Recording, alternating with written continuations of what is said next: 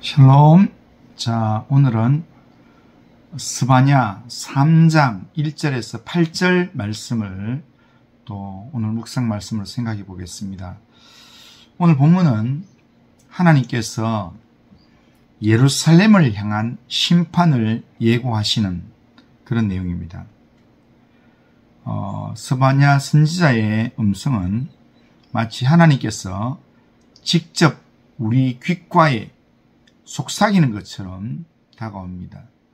화 있을지언저 라는 말은 단순한 위협의 말이 아닙니다. 그것은 마치 사랑하는 자녀가 잘못된 길로 가고 있을 때 아버지가 눈물로 외치는 경고와 같은 선언입니다. 오늘 본문은 예루살렘을 향해 폐역하고 더러운 곳, 포악한 성이라고 그렇게 선언합니다. 예루살렘은 하나님의 도성이라 불렸습니다. 그러나 실제로는 권력을 가진 자들이 약자를 억압하고 또한 재판관들은 뇌물을 받고 불공정한 판결을 내렸습니다. 종교 지도자들은 거짓을 말하고 제사장들은 율법을 더럽혔습니다. 겉으로 보기에는 거룩해 보였지만 속은 이미 썩어 있었습니다. 그러나 이런 모습 속에서 하나님은 어떤 분인가 하면, 하나님은 어떤 분이신가 하면 5절에 보면 그의 공의는 아침마다 나타나고 그가 잘못함이 없이 밝히 드러내시거늘, 이렇게 말씀합니다. 하나님은 어둠 속에서도 빛처럼 찾아오시며 거짓과 불의 속에서도 의로우심을 결코 잊지 않는 분이십니다. 그런데 문제는 이스라엘 백성이 그 공의를 전혀 깨닫지 못한다는 겁니다. 5절 뒷부분에 보면 불의한 자는 수치를 알지 못한다 라고 말씀했습니다. 그러니까 수치를 알지 못하는 그런 아주 교만한 그런 삶을 산다는 겁니다. 오늘 우리 시대도 이와 크게 다르지 않습니다. 우리는 정의를 외칩니다. 하지만 실제의 삶은 탐욕과 불법으로 가득 차 있습니다. 거짓은 더 이상 수치가 아니라 지혜처럼 여겨지고 불의는 당연한 것처럼 받아들여집니다. 본문이 던지는 질문은 분명합니다.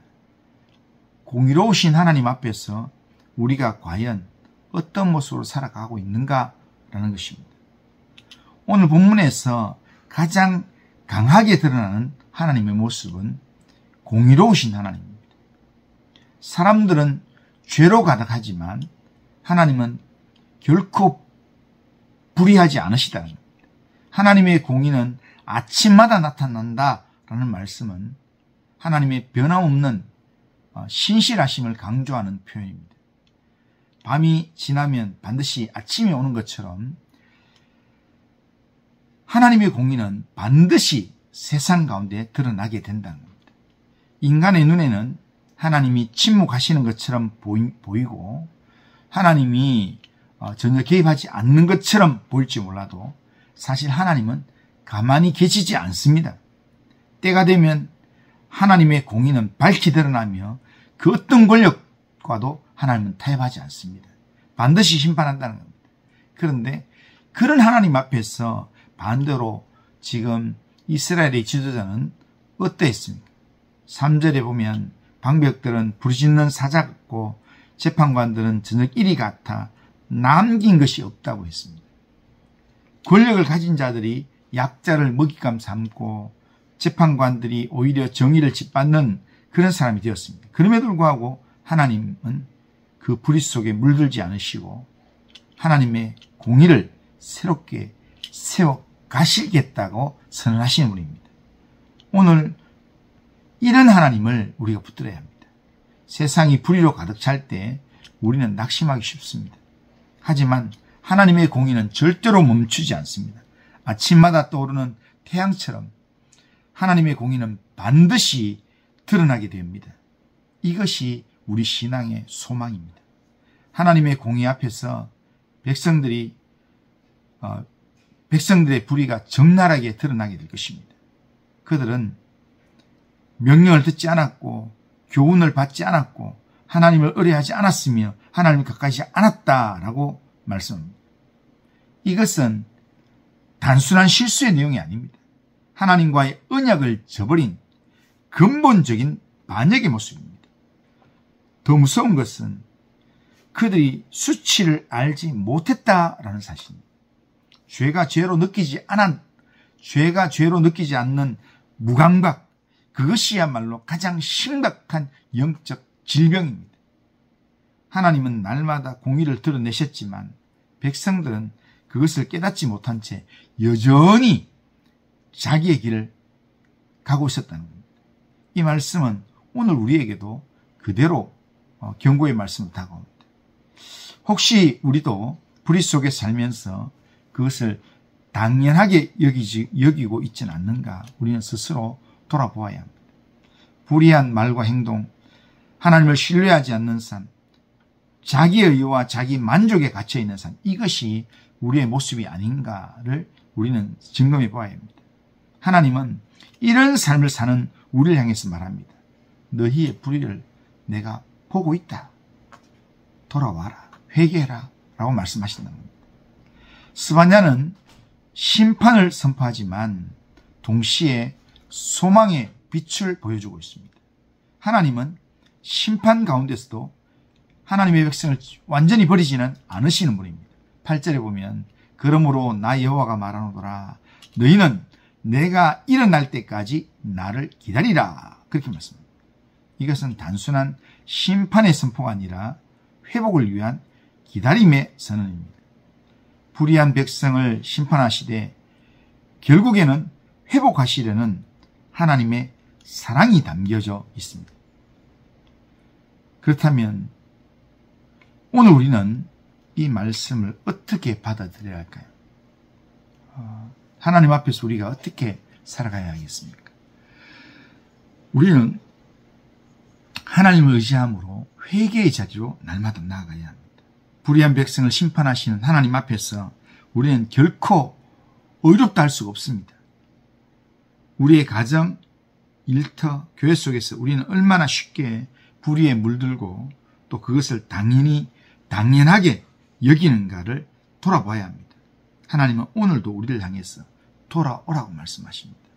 그 말씀 앞에 반응해서 회개함으로 하나님 앞에 나아가는 우리의 삶이 되어야 합니다. 그리고 또 하나는 우리는 공의를 실천하는 삶을 살아야 합니다.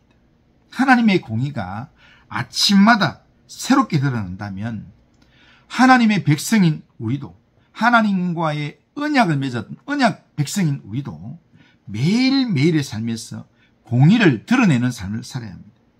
정직하게 말하고 약자를 보호하고 낮은 자리에서도 진리를 선택하는 것이 우리의 소명입니다. 하나님께서 원하시는 삶입니다. 그런 삶을 우리가 날마다 살아가야 합니다. 그리고 우리는 늘 복음 안에서 소망을 붙들어야 합니다. 우리의 불의는 결국 예수 그리스도의 십자가 앞에서 해결되었습니다. 십자가가 하나님의 공의와 하나님의 사랑이 만나는 자리입니다. 하나님은 우리의 죄를 심판하셨고 동시에 그리스도 안에서 우리의 죄를 용서하셨습니다. 그래서 우리는 더 이상 수치를 알지 못하는 백성이 아니라 은혜로 새로워진 하나님의 자녀가 되었습니다. 그렇기 때문에 우리는 하나님의 은혜를 기억함으로 늘 우리에게 은혜를 주신 예수 그리스도 안에서 소망을 붙잡는 삶을 살아야 하고 우리가 하나님이 기뻐하시는 자녀다운 삶을 우리가 살아가야 합니다. 불의한 세상 가운데서 우리가 붙잡아야 할 것은 공의로우신 하나님밖에 없습니다. 그리고 하나님의 아들 예수님이 보여주신 십자가의 은혜밖에 없습니다. 하나님을 붙들고 십자가의 은혜를 내 마음속에 채우고 오늘도 하나님이 원하시는 삶, 하나님 기뻐하시는 삶을 살아가길 바랍니다. 오늘도 우리는 회개와 순종으로 하나님께 나아가며 공의와 사랑을 드러내는 삶을 살아가길 바랍니다. 이것이 스바냐가 오늘 우리에게 들려주는 명령이고 복음의 메시지입니다. 하나님의 공의가 우리의 삶 속에 드러나서 날마다 죄를 깨닫고 회개함으로 하나님께 돌아오는 삶을 살고, 또한 우리의 가정과 교회와 우리의 삶의 자리가 날마다 하나님이 기뻐하시는 정직과 진실로 채워지는 삶, 그래서 공동체를 세우는 삶, 그런 믿음의 삶을 살아가는 우리 모든 성도님들 다 되시기를 주님의 이름으로 축원합니다. 그러하신 하나님 아버지 감사합니다. 오늘도 우리의 주어진 삶을 하나님 앞에 맡기며 정말 하나님의 공의를 하나님 기억함으로 하나님 불의한 백성의 삶을 회개하고 하나님께로 돌이키며 날마다 하나님의 성품을 닮아서 공의를 실천하는 삶, 하나님의 은혜를 사모하는 삶을 살 수 있도록 인도하여 주옵소서. 주를 준비하는 오늘 하루의 삶 가운데 주님이 함께 하시고 은혜를 베풀어 주옵소서. 예수님의 이름으로 기도드리옵나이다. 아멘.